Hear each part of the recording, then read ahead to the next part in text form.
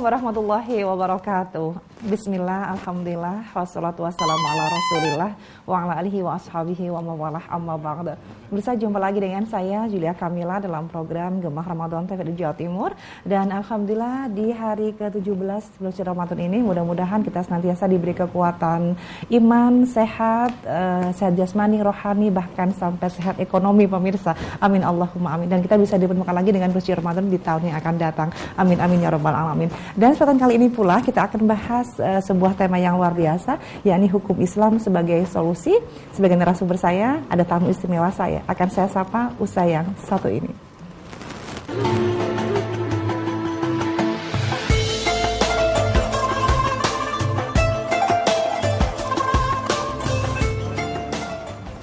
Terima kasih kembali Anda bersama kami di program Gemah Ramadan TVRI Jawa Timur. Dan jangan lupa kami akan interaktif Anda untuk bergabung nanti pada segmen kedua di 0315678216. Tema kita adalah hukum Islam sebagai solusi. Telah hadir di studio ada narasumber saya, Ketua MUI Jawa Timur yang bidangi bidang dakwah, ada Kiai Haji Abdurrahman Hafiz LC. Assalamualaikum Pak Kiai. Waalaikumsalam warahmatullahi wabarakatuh. Pripun kabarnya?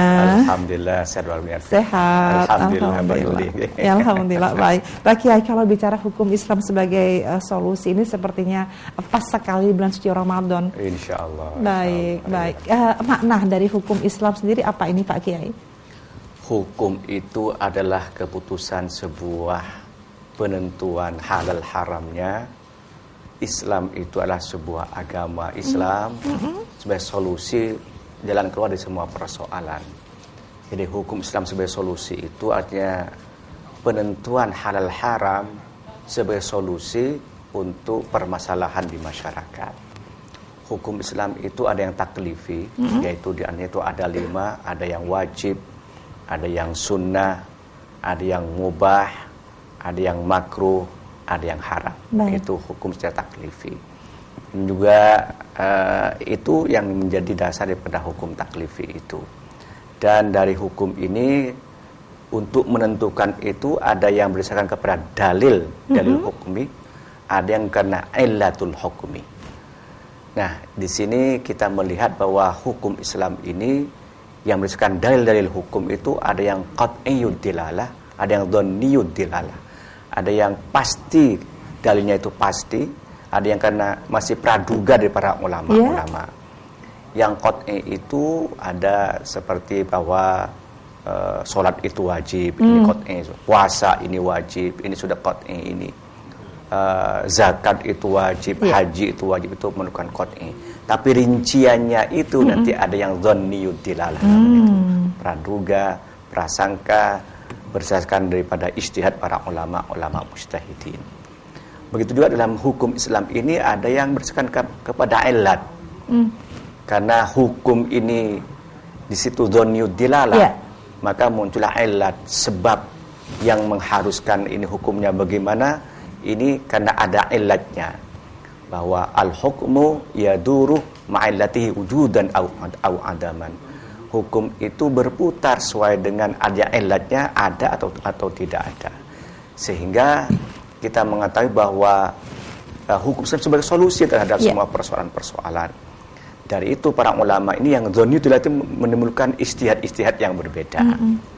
Kita mungkin mengetahui dari beberapa ijtihad para ulama, umpamanya ya Imam Syafi'i, Imam Hanafi, Imam Hambali, Imam Malik, bisa berbeda-beda. Betul. Itu karena mungkin dhonniyud dilalah, dalilnya itu mesti dhonni. Baik itu dhonni dalam pemahamannya, dalam derajat hadis itu sendiri, atau yang kedua itu karena illatnya yang melihatnya itu berbeda, sehingga itu berbeda-beda. Jadi sebabnya yang tidak sama. Betul ya. Maka nanti kesimpulan berbeda, tetapi itu merupakan solusi terhadap persoalan-persoalan. Kita menemukan beberapa hal yang umpamanya satu hukum itu bisa berbeda ulama. Di antaranya umpamanya bagaimana hukumnya seorang laki-laki punya wudu menyentuh seorang perempuan yang bukan mahramnya. Ini berbeda pendapat ulama. Kata Imam Syafi'i, sekedar menyentuh al-mubasyarah, kulit dengan kulit itu sudah batal. Ya. Kata Imam Hambali dan Imam Maliki, kalau tidak syahwat itu tidak batal. Kalau syahwat itu baru batal. Kalau menurut Imam Hanafi, syahwat pun tidak batal. Maaf kalau kecuali sampai jima itu baru batal. Ini dalilnya sama. Masya Allah. Ya, aula mastumun nisa. Tetapi dalam pemahamannya itu ulama berbeda-beda karena memaknainya itu yang berbeda-beda. Sehingga dalam kesimpulan hal ini kita tidak boleh untuk menyalahkan. Idza ijtahadal hakim fa asaba falahu ajran wa idza akhta'a falahu ajrun wahid. Seorang mujtahid itu berijtihad benar mendapatkan 2 pahala. Salah pun tidak masih mendapatkan 1 pahala. Subhanallah. Baik, luar biasa. Dan kalau bicara hukum Islam ini kan berarti ada dasar yang harus menjadikan dan jadi pondasi begitu ya. Ini apa ya? Yang jadikan rujukan hukum Islam adalah dalil dari Al-Qur'an dan Al-Hadis. Tambah lagi dengan ijma, qiyas dan lain-lainnya. Atau yang kedua karena ada illat, ada sebabnya itu apa. Artinya di fondasinya seperti itu. Nah, di sini para ulama mujtahidin bisa berbeda dalam melihatnya itu. Karena dianggapnya pemahaman itu berbeda satu dengan yang lain, baik itu karena pemahaman terhadap dalil atau konstruksi sosialnya itu berbeda. Maka kemudian itu berbeda. Baik sekarang umumnya dengan menghadapi COVID-19. Betul. Kita mungkin menemukan beberapa ulama yang berbeda-beda. Bagaimana Ramadan ini, boleh nggak Jumatan? Nah, boleh nggak kita terawih? Terawih, betul. Ini perlu hukum ini. Para ulama di MUI ini Komisi Fatwa, mereka bersidang untuk melihat dalil-dalil yang berkenaan dengan ini dan melihat situasi kondisi itu bagaimana. Di sini digabungkan antara dalil dan ilat. Ya, dalil dan ilat sehingga juga kemudian berbeda-beda. Umpamanya dahulu di awal-awal Ramadan atau sebelum Ramadan, MUI pusat sudah melakukan fatwa ya, bahwa sebaiknya di bulan Ramadan ini semua itu di rumah. Betul. Sholat di rumah, tarawih di rumah. Instruksinya awal seperti itu ya ini. Gitu. Nah, setelah di pertengahan ini MUI Jawa Timur mengadakan evaluasi terhadap hal itu. Ternyata di masjid-masjid ini kalau kosong, sementara pasar masih jalan, mall juga masih jalan. Ini juga orang berkumpul tuh masih banyak. Kenapa masjid tempat kita beribadah kepada Allah kok dikosongkan? Kenapa tidak boleh semua itu? Makanya kita evaluasi hal itu. Maka saran kami dari MUI Jawa Timur agar supaya menfungsikan tempat-tempat ibadah sebenarnya mestinya dengan tetap mematuhi terhadap protokol kesehatan. Nah, untuk tarawih, monggo diadakan tarawih. Tapi sebelum masuk masjid pakai cuci tangan dahulu. Softnya itu direnggangkan satu dengan yang lain sekitar 1 meter lebih. Itu untuk menjaga supaya ikhtiar manusia agar supaya selamat dari virus corona. Ini ijtihad ini. Betul. Ya. Kalau softnya pun dijaga jaraknya pun ini juga masih ada perdebatan juga Pak Kiai. Betul.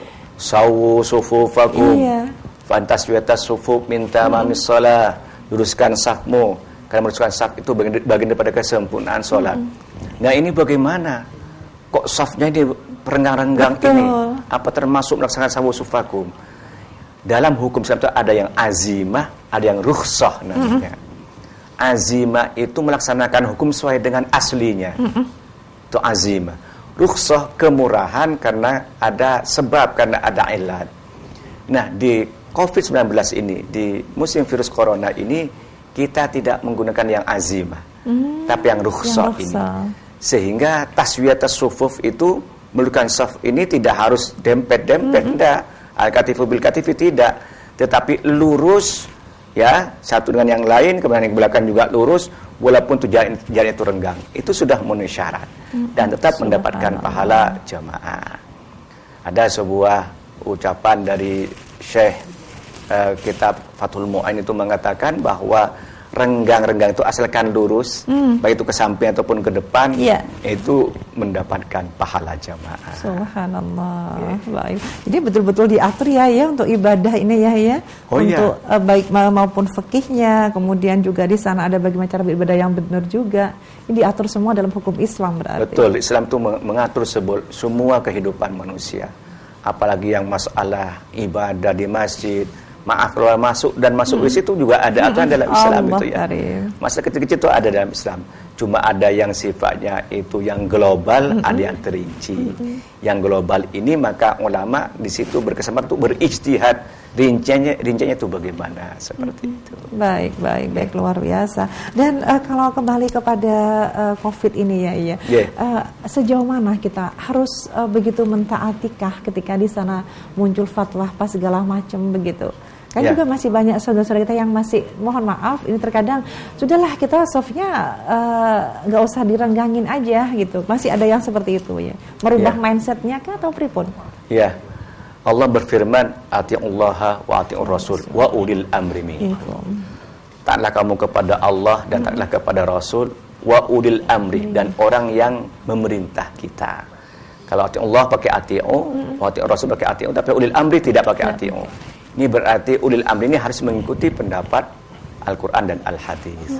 Nah, kayak merenggangkan ini sudah melalui ijtihad para ulama. Setelah berdiskusi tentang bagaimana pelaksanaan sholat tarawih, bagaimana pelaksanaan sholat Jumat, itu sudah direnggangkan.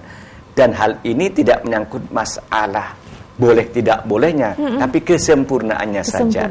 Sehingga itu seharusnya kita taat kepada pimpinan kita, kepada pemerintah kita agar supaya COVID-19 ini cepat sirna dari kita. Amin ya rabbal alamin. Baik. Kalau bicara tentang karakter hukum sendiri, bagaimana ya karakter itu? Karakter hukum sendiri ini adalah mengikat, betul, dan memberikan solusi. Ya, mengikat itu artinya hukum Islam itu mewajibkan kalau itu wajib, mengharamkan kalau itu haram. Karena ada 5, ada yang wajib, ada yang sunnah, dikerjakan mendapatkan pahala, tidak dikerjakan tidak mendapatkan dosa. Ada yang mubah, yang boleh dikerjakan, boleh juga tidak. Ada yang makruh, sebaik itu ditinggalkan. Ada yang haram, tidak boleh ditinggalkan. Ini karakternya itu adalah mengikat. Namanya umat Islam itu terikat dengan hukum Islam ini. Kenapa? Kalau tidak melaksanakan, nanti akan mendapatkan azab dari Allah Subhanahu wa taala. Na'udzubillah. Dan itu berikan solusi kepada masyarakat. Nah, sekarang umpamanya kita di COVID-19 ini, kita tetap dianjurkan untuk melaksanakan sholat, tapi pelaksanaannya sesuai dengan kemampuan dan situasi yang ada. Maka rukhsah itu seperti itu. Sholatlah kamu, pelaksananya kalau mampu berdiri, tidak mampu berdiri, duduk, tidak mampu duduk, itu berbaring. Itu pelaksanaannya seperti itu. Itu solusi terhadap hukum Islam itu sendiri. Luar biasa, subhanallah. Dan bersama kita lihat kembali perbincangan kita seputar hukum Islam sebagai solusi di segmen kedua usai yang satu ini.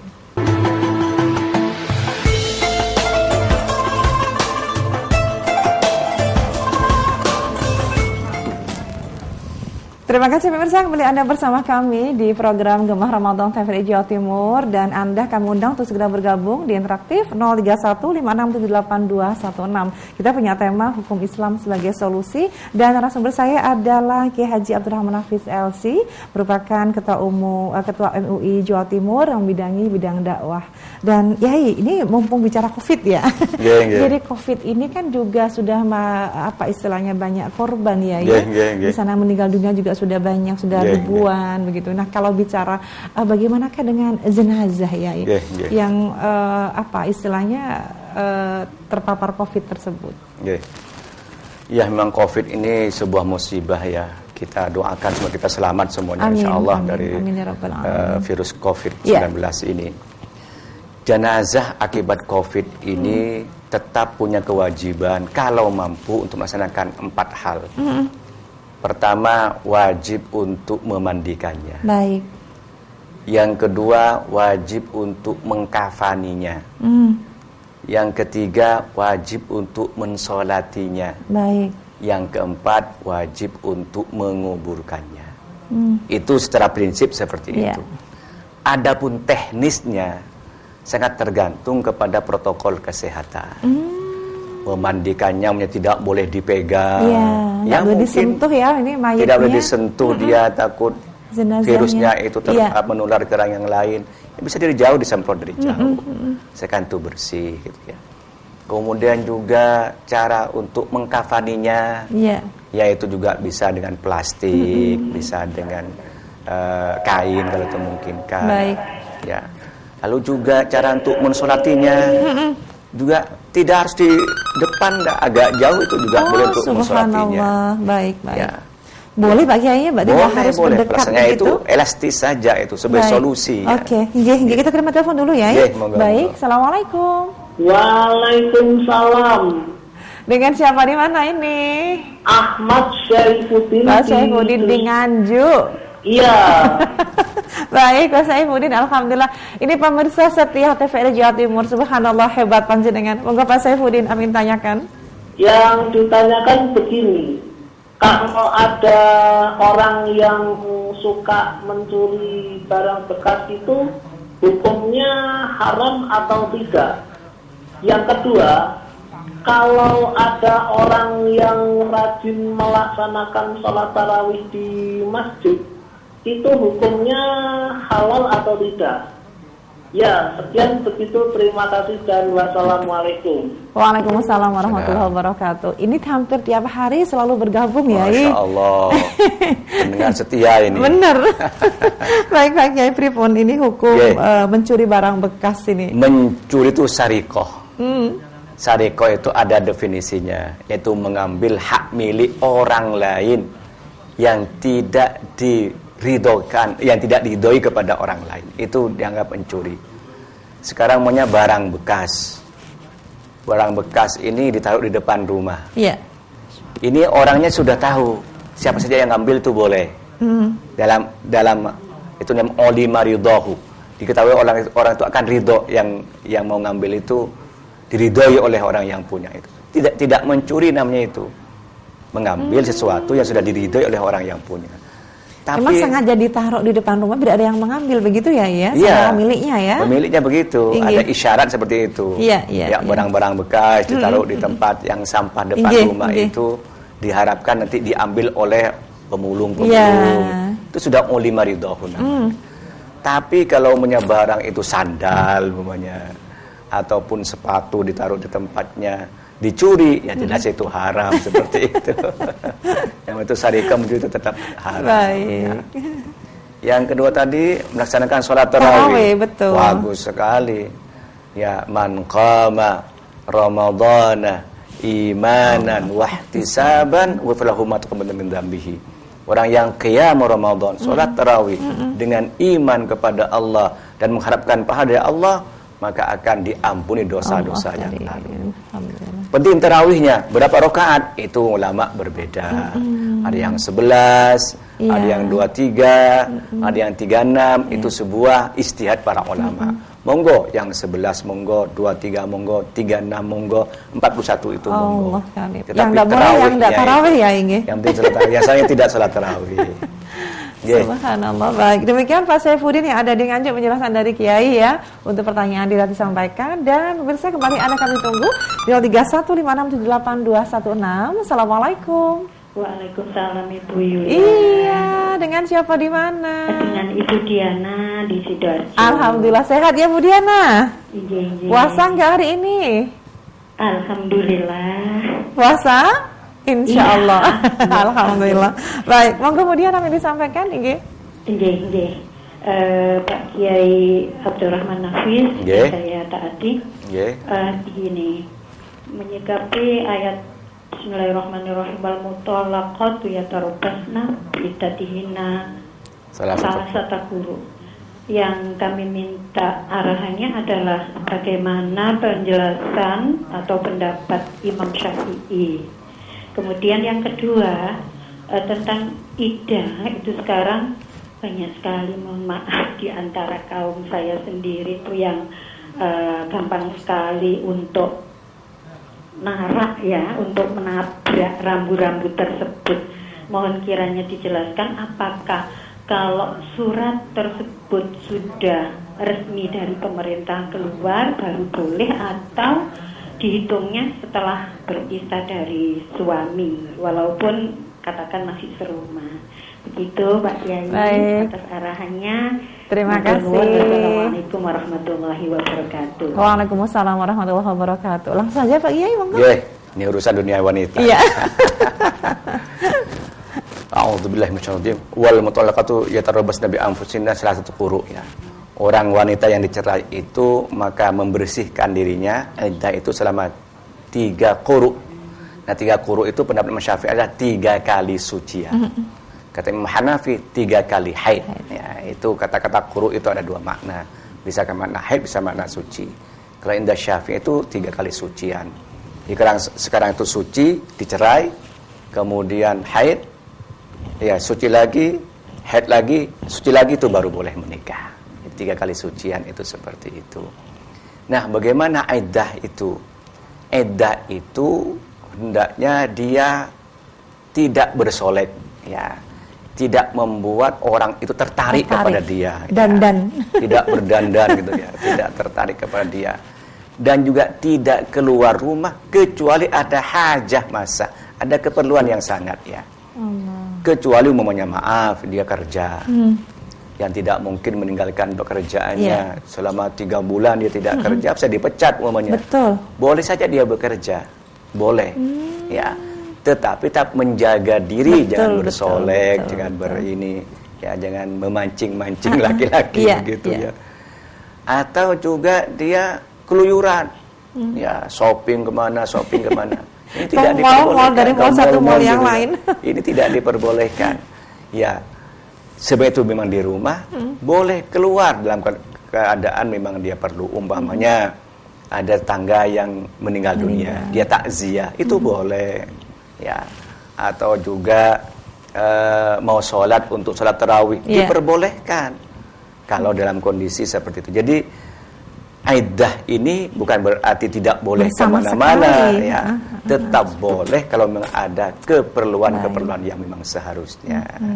Subhanallah. Baik Bu Diana, demikian penjelasan dari Pak Kiai. Dan di belakang Bu Diana ada penelpon kembali. Assalamualaikum. Waalaikumsalam. Dengan siapa di mana Ibu? Dengan Bu Maisaro di Gresik. Bu Maisaro, Ibu silakan, apa yang disampaikan? Ya, Pak Ustadz, saya mau bertanya. Alhamdulillah bisa bertanya kepada Pak Abdurrahman Nabi. Pakarnya langsung, monggo. Yang selalu update di TV 9. Monggo. Ya, ini ada pertanyaan dari salah seorang teman, tapi saya nggak bisa menjawabnya. Nanti saya akan tanyakan. Barangkali ada satu tanya jawab. Langsung bisa tutup poin Ibu. Teman saya itu dulu waktu belum mengerti tentang agama, dia itu pada puasa siang hari itu pernah melakukan hubungan suami istri. Sedangkan dia waktu itu belum mengerti bahwa hukumnya itu kalau siang hari melakukan itu bisa menyaur dengan puasa berturut-turut. Seterusnya kalau sekarang kan sudah mengerti bagaimana caranya waktu dulu belum mengerti itu, apakah sekarang sudah mengerti harus menjalankannya. Terus yang kedua Pak Ustadz, sehubungan dengan adanya ini wabah corona itu, bolehkah berdoa begini, ya Allah jangan Engkau ambil nyawaku ini di saat pada ada COVID ini, hanya Engkaulah yang tahu, mohon beri yang terbaik saja. Apakah boleh berdoa demikian Pak Ustaz? Baik. Assalamualaikum. Terima kasih Bu Maisaro. Baik, waalaikumsalam warahmatullahi wabarakatuh. Monggo Pak Kiai singkat langsung. Di zaman Rasul itu ada seorang sahabat yang tanya, waqatu ya Rasulullah, saya terjadi Rasul. Loh, terjadi apa? Di siang bulan Ramadan saya ini berhubungan dengan istri saya. Rasulullah, kamu bisa untuk merdekakan budak? Gak mampu Rasul. Puasa 2 bulan berturut-turut 60 hari? Apalagi 60 hari Rasul, 30 hari ini sudah nyelonong Rasul katanya. Allah karim. Apa kamu itu mampu untuk memberikan makanan 60 fakir miskin? Saya juga nggak punya Rasul. Rasulullah tersenyum kemudian masuk ke dalam bawa secawan kurma. Ini sudah kamu bagikan kepada orang-orang di sekitarmu yang miskin. Yang paling miskin sekali saya Rasul. Allah. Ya sudah makan kamu itu. Sudah ngelakuin itu sudah dapat kurma itu. Jadi untuk itu Bu, saya anjurkan, saya wajibkan, bukan anjurkan, saya wajibkan untuk nyaur sekarang. Bisa pilih itu. Bisa puasa 60 hari berturut-turut, 2 bulan berturut-turut, atau memberikan makanan 60 fakir miskin. Satu fakir miskin itu 7 on beras. 1 mud 7 on beras kali 60, sekitar 24 kilo gitu ya. Ya. Itu. Tapi kalau bisa puasa, kalau nggak bisa puasa, memberikan makan kepada fakir miskin. Harus sekarang untuk dilaksanakan Bu, karena sudah tahu. Iya. Iya. Baik. Dan itu larangan. Yang kedua, doa itu boleh-boleh saja Bu.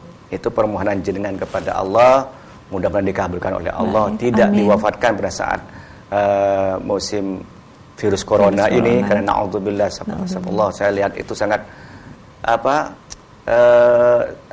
sangat sederhana sekali ya.